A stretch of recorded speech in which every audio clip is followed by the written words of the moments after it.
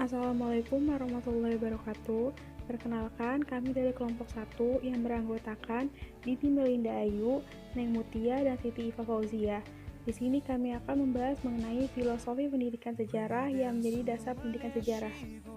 Sejarah dan pembelajaran sejarah seringkali menjadi perbincangan hangat, baik di kalangan para pengajar sejarah, orang tua, peserta didik, peserta antar kolega pendidik, para pengambil kebijakan, dan lain sebagainya. Kondisi ini tidak lain karena basis filosofi untuk menangkap makna sejarah dan pembelajaran sejarah dalam banyak versi dan syarat dengan kepentingan atau muatan tertentu. History make men be wise, ungkapan yang diungkapkan Sir John Seeley tentang pentingnya sejarah dalam menumbuhkan sikap bijak bagi orang yang mampu mempelajarinya dengan baik. Secara filosofis, pembelajaran sejarah memiliki dimensi ideologi, politik, moral, dan etika sebagai landasan karakter dan identitas kebangsaan yang dapat membedakan dengan bangsa lain di dunia ini. Filosofi pendidikan yang menjadi dasar pendidikan sejarah yaitu kemampuan untuk mengetahui arah dan tujuan pendidikan secara holistik serta tujuan pendidikan sejarah. Hal ini menjadi problem tersendiri ketika terdapat asumsi bahwa asumsi pekerjaan guru itu mudah dan bisa dilakukan oleh siapapun, terlebih menjadi guru sejarah. Cukup dengan modal membaca atau meminta peserta didiknya membaca, tonton video, dan kemudian diminta untuk menceritakan kembali. Penguasaan terhadap konsep filosofi pendidikan dan pendidikan sejarah akan menjadi penentu dalam arah, materi, proses, dan hasil belajar sejarah. Kajian mengenai fondasi filosofi pendidikan sejarah di Indonesia perlu dilakukan setidaknya dalam 2 alasan.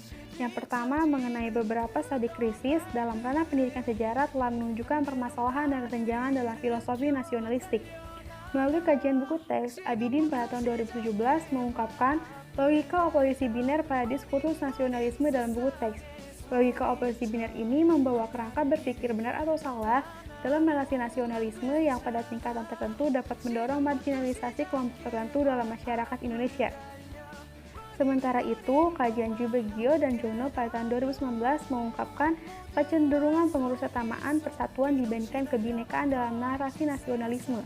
Filosofi pendidikan yang menjadi dasar pendidikan sejarah yaitu kemampuan untuk mengetahui arah dan tujuan pendidikan secara holistik, serta tujuan pendidikan sejarah. Sering orang tak sadar betapa filosofis yang digunakan dalam pengembangan pendidikan sejarah berpengaruh dalam menentukan berbagai aspek pendidikan sejarah, terutama materi, tujuan, proses, dan evaluasi hasil belajar. Perubahan materi, proses, dan art evaluasi tanpa mengubah filosofi hanya akan mengubah aspek-aspek pendidikan sejarah tersebut dalam label-label dan tidak dalam hakiki dan perubahan yang dirancang. Label-label tersebut akan dibaca dan diartikan dalam makna sebagaimana sebelumnya, yaitu filosofi yang digunakan oleh para pengembang kurikulum ketika melakukan konstruksi dokumen, oleh para guru yang mengajar sejarah, ketika mereka merealisasikan rencana dalam dokumen kurikulum menjadi realita kurikulum, dan ketika melakukan asesmen terhadap hasil belajar pendidikan sejarah yang dimiliki oleh peserta didik. Pandangan filosofis yang mendominasi pendidikan sejarah adalah esensialisme yang menghendaki sejarah diajarkan dalam bentuk utuh disiplin ilmu sejarah.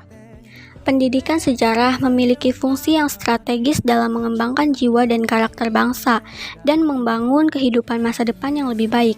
Jiwa dan karakter bangsa tersebut dijalin dan didasarkan kepada karakter diri orang perorangan peserta didik yang tercermin dalam visi kehidupan, sikap hidup, nilai, dan kehidupan.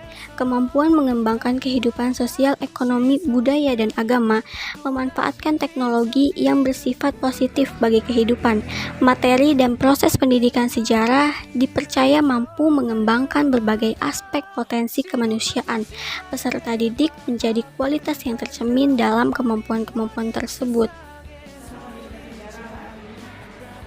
Menurut saya dari tahun 2011 ya, ketika kurikulum pendidikan tidak diproses secara terus terang, kalau berbicara problem banyak. Kendalanya pertama di buku pegangan itu, apalagi kita kalau melihat di pegangan buku siswa itu tidak kerangkanya tidak teratur dan tidak ada kesinambungan dari buku gurunya. Ya, mengenai bab apa awal awalnya pembahasan itu tidak begitu ada kaitan, tidak nyambung. Terus yang kedua, minat anak untuk menyukai sejarah itu kurang, susah yang kami bangun, apalagi dengan sistem pakai sistem kurikulum 13, karena terus terang di bawah berapa persen, 0,1 mungkin, bahkan 0,001 minat baca di kita tidak ada.